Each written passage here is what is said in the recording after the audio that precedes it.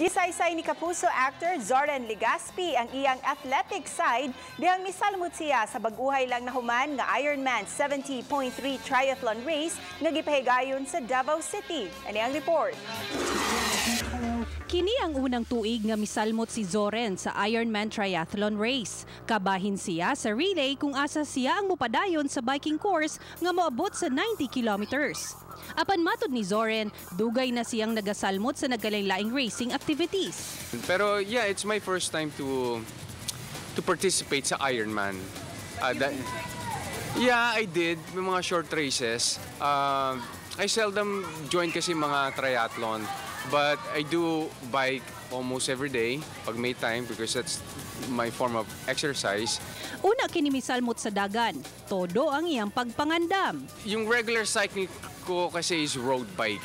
And yung bike normally naman na ginagamit sa triathlon is a time trial bike.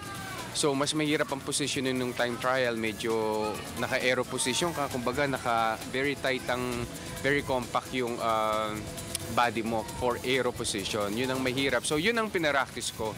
Apan bisan niini, gibalanse gihapon ni Zoren ang iyang panahon sa pag-workout, sa trabaho ug sa iyang pamilya. Doon na sabsiyay tips alang sa mga buot mo salmot o racing activities. As a person, talagang gusto kong nag-exercise. Para it's really for me and it's also for my family. And kasi pag nag-exercise kasi, nalalayo ka talaga sa mga vices. Kasi hindi yan magkaswak eh.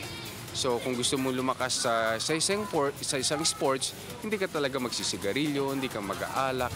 Ako si Sarah Hilomen Velasco para sa Balitang Bisdak.